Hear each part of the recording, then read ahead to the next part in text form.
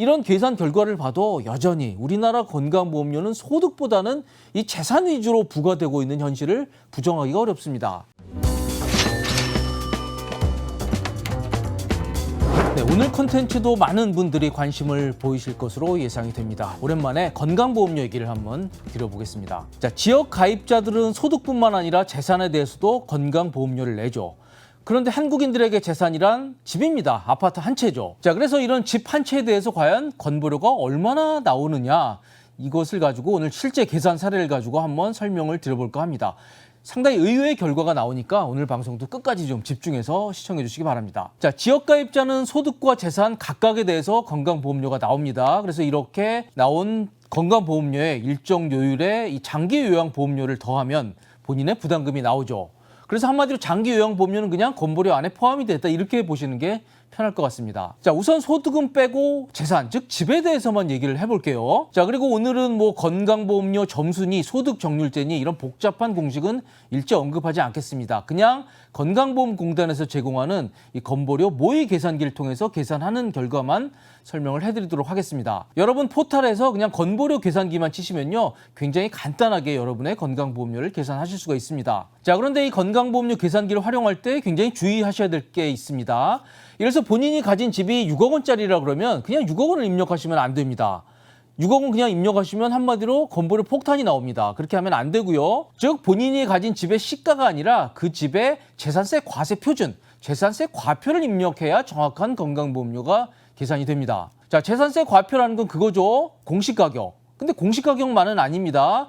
여러분의 집의 공시가격에 올해 공정시장 가액 비율, 즉 0.6을 곱해야 바로 재산세 과표가 됩니다. 자, 다시 말씀드릴게요. 건강보험료에서는 여러분들이 가진 집의 공시가격에 공정시장 가액 비율인 0.6을 곱해야 바로 재산세 과표가 되고, 이게 바로 여러분들의 건강보험료 산정의 기준이 됩니다. 자, 근데 공시가격은 여러분들 보통 아파트나 집의 시가의 한 0.7%, 70% 정도 되거든요. 그러니까 시세의 0.7을 곱하면 공시가격이 나오고, 그 공시가격에 0.6을 곱하면 바로 여러분의 재산세 과표가 되는 겁니다. 즉 시가에 0.6 곱하기 0.7, 즉 0.41 곱하면 대략 여러분들의 재산세 과표가 나온다고 보시면 되겠습니다. 0.42가 되겠습니다. 자, 그래서 여러분들이 가진 아파트가 시가 한 6억 원 정도 아파트라고 하면 여기에 0.41을 곱하면 2억 5,200만 원이 바로 건강보험료 산정의 기초가 되는 재산세 과표라고 보시면 될 것 같습니다. 자, 좀 서론이 길었는데요. 그래서 6억 원 아파트를 2억 5,200만 원만 재산세 과표로 하기 때문에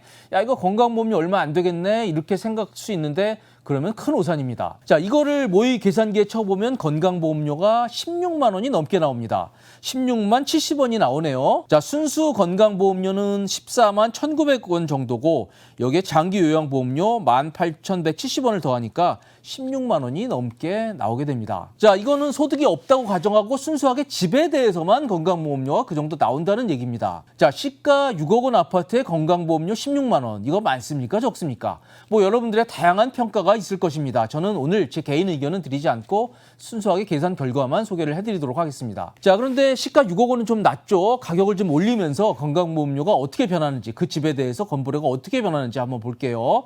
자, 저 표가 제가 직접 계산을 해놓은 겁니다. 자, 지금 서울 아파트의 중위 가격이 시세가 한 10억 정도 됩니다. 자, 그래서 10억이라고 하면 이게 재산세 과표는 4억 2천만 원이 되죠. 그래서 이거를 입력을 하니 장기 요양보험료까지 합쳐서 건보료가 19만 4,160원, 거의 20만 원이 나오네요. 자, 좀 더 올려보겠습니다. 지금 서울 아파트 매매 평균가가 12억 원 정도 됩니다. 그래서 시세를 12억 원으로 올려보겠습니다. 자, 이때 재산세 과표는 5억 400만 원이네요. 그래서 이 건강보험료는 20만 원이 넘게 그렇게 나오게 됩니다. 그리고 만약 시가 30억 원이라고 하면 건강보험료가 29만 원이 넘어서 거의 30만 원에 육박하는 것으로 그렇게 결과가 나옵니다. 자, 근데 지금은 제가 소득이 없다는 좀 다소 비현실적인 가정하에서 오로지 집에 대한 건강보험료만 말씀을 드리고 있는 겁니다. 자, 사실 소득이 하나도 없다 그러면 재산세 과표가 9억 원을 넘지 않으면 건강보험료를 안 내도 됩니다. 그때는 피부양자 자격이 가능하거든요. 자, 따라서 지금까지 설명드린 거는 소득이 전혀 없다라는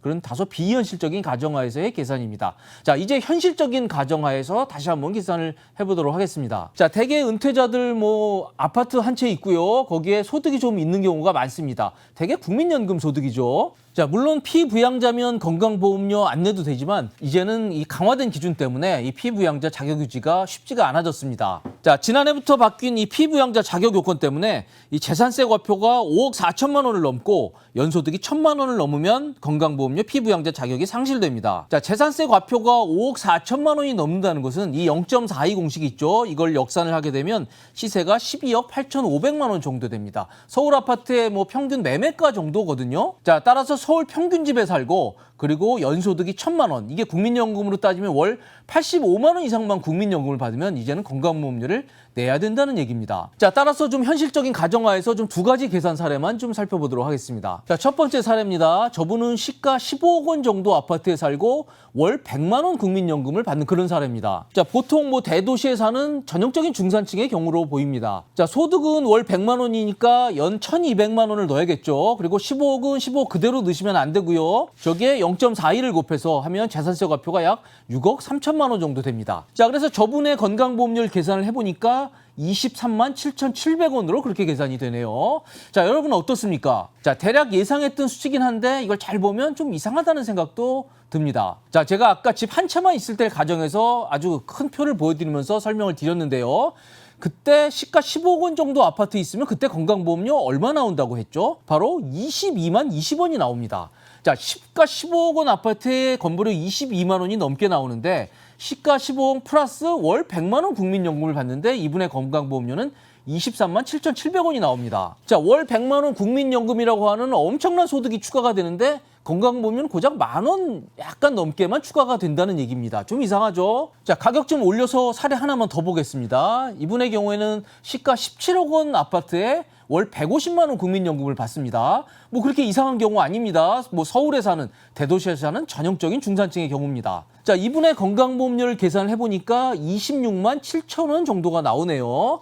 뭐 대략 예상했던 결과긴 하지만 아까 제가 보여드리는 그 표를 보면 약간 좀 이상하기도 합니다. 자, 아까 표에서 시가 17억 원 아파트 딱 한 채만 있다고 하면 거기에 대한 건강보험료가 얼마였죠? 바로 23만 원 정도였습니다. 그런데 이분은 여기에 월 150만 원 국민연금이 추가가 되거든요.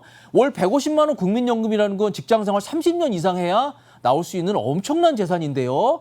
이게 추가가 됐는데 건강보험료는 고작 3만 원 정도만 추가가 됐습니다. 좀 이상하지 않으세요? 자, 왜 이런 결과가 나왔을까요? 두 가지 정도로 설명이 가능합니다. 자, 우선 이런 공적연금 소득, 국민연금 같은 공적연금 소득은 이 소득에 건강보험료를 부과할 때 전체를 부과하지 않습니다.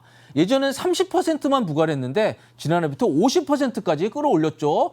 그럼에도 여전히 소득을 절반만 소득으로 봐서 건강보험료를 부과한다는 얘기입니다. 그래서 공적연금에 대한 건강보험료는 생각보다 그렇게 많지가 않습니다. 너무 걱정하실 필요가 없어요. 자, 그리고 게다가 이 공적연금에 대한 이 소득 반영률을 30에서 50%로 올리면서 많은 반발이 우려가 됐습니다. 그래서 정부에서는 이걸 올리면서 이 소득 정률제라는 걸 도입을 했습니다. 이 지역가입자들의 소득에 대한 건강보험료를 부과할 때 이 직장 가입자들과 같은 방식으로 계산해 주도록 소득 정률제라는 걸 통해서 계산을 합니다. 이게 6.99%만 곱하는 건데요.